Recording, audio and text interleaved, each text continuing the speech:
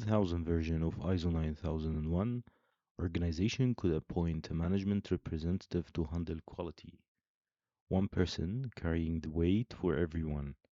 The 2015 revision changed everything. Now, the standard looks directly at top management and says, quality is your responsibility. No delegation, no hiding.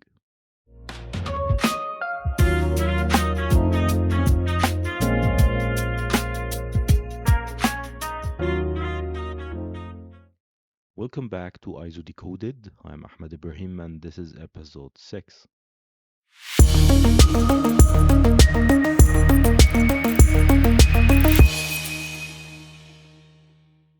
Last week we completed Close 4 by mapping out the processes that make your QMS work. Today we enter Close 5 Leadership, and we begin with Close 5.1 Leadership and Commitment.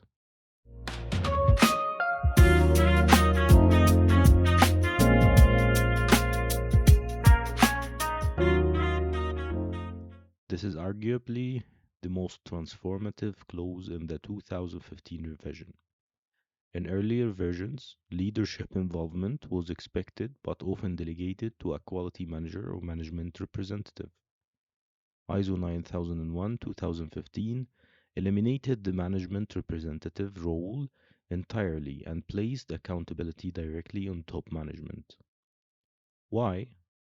Because decades of implementation data showed something clear.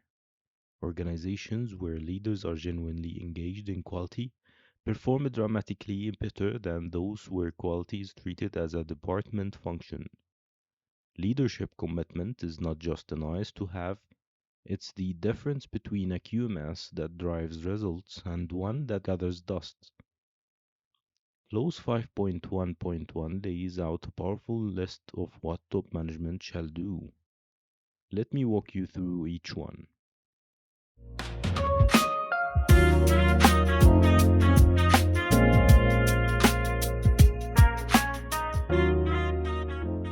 First, top management shall take accountability for the effectiveness of the QMS, not just support it.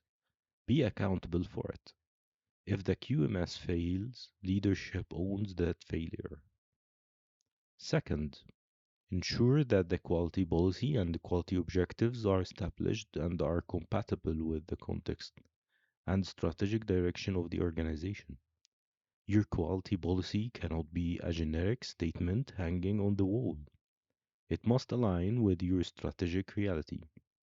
Third, ensure the integration of the QMS requirements into the organization's business processes. Quality is not a parallel system, it must be woven into how you actually run the business.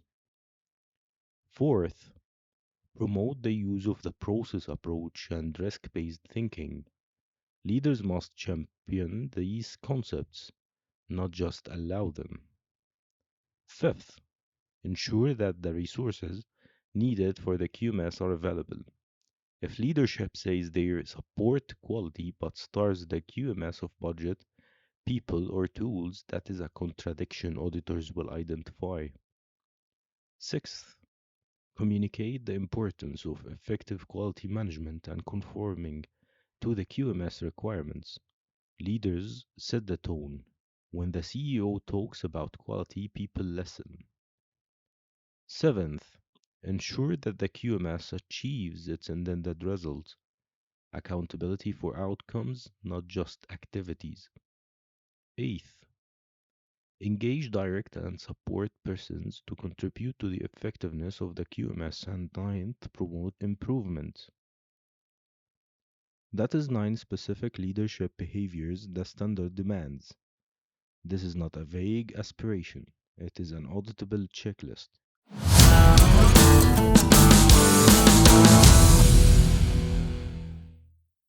A question I hear often: who exactly is top management?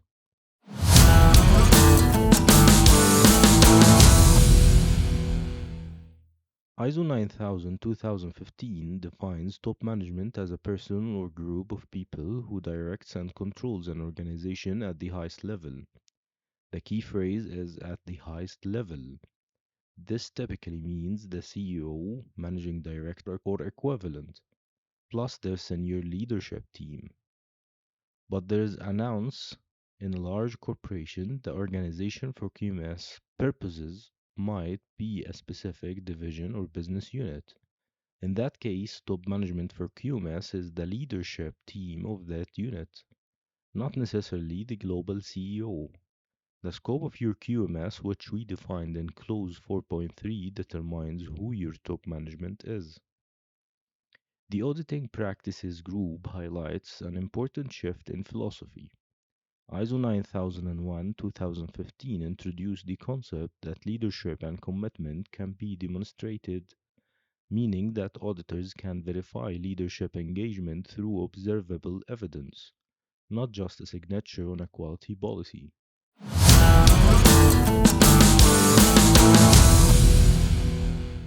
What does observable evidence look like?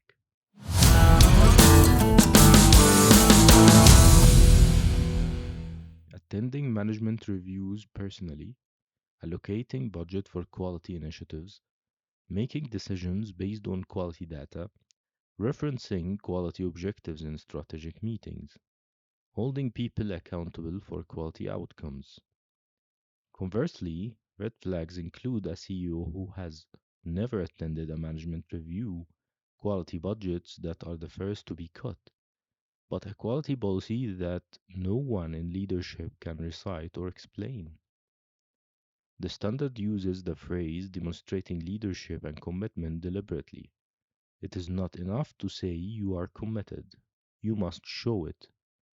One of the most powerful requirements in Clause 5.1.1 is the integration requirement, ensuring that QMS requirements are integrated into the organization's business processes. This single sentence addresses one of the biggest failures of legacy quality systems. For decades, many organizations ran their QMS as a parallel universe, a separate set of documents, meetings, and metrics that existed alongside the real business. The quality manual sat in its folder. The management review was a separate meeting that duplicated the business review. Quality objectives were disconnected from business objectives. ISO 9001-2015 says no more. Your quality management system is your business management system. Quality objectives should appear in business plans.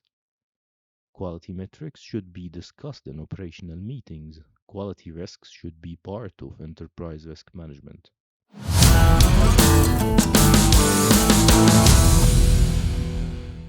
Here is a practical litmus test.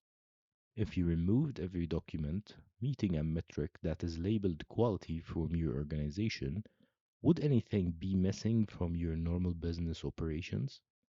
If yes, those elements are not integrated. They are add-ons. True integration means quality is indistinguishable from good management.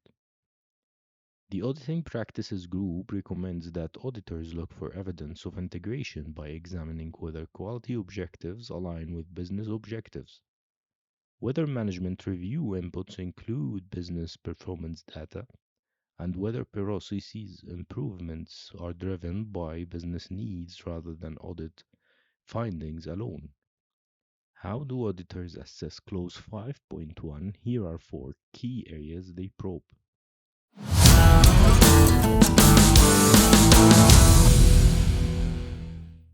1.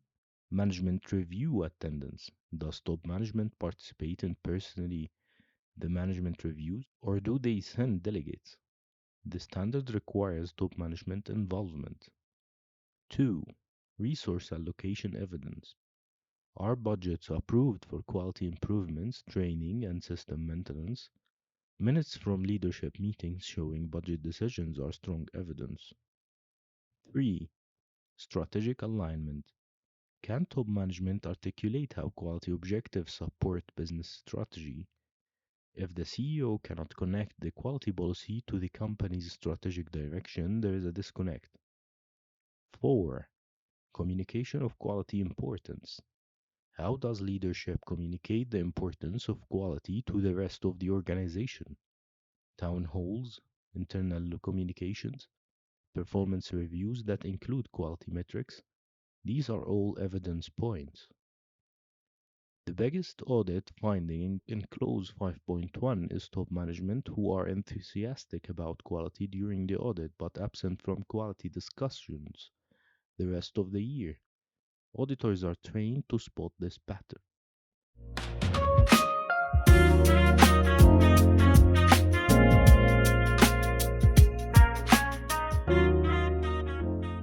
To recap, Clause 5.1 places the spotlight squarely on top management. 9 specific commitments are required, from accountability and resource provision to promoting the process approach and driving improvement. Leadership must be demonstrated, not declared, and the QMS must be integrated into business operations, not run as a parallel system. The clause is a game changer because it connects quality to strategy. When leaders lead quality, entire organizations transform. Next week in episode 7, we zoom into clause 5.1.2, customer focus. This is the sub-clause that ensures everything your QMS does starts and ends with the customer. We will explore what customer focus looks like in practice, how to measure customer satisfaction, and why this clause is the heartbeat of the standard.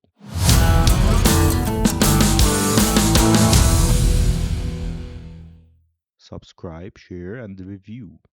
Help us build the largest community of ISO literate professionals in the world. Until next week, keep decoding quality.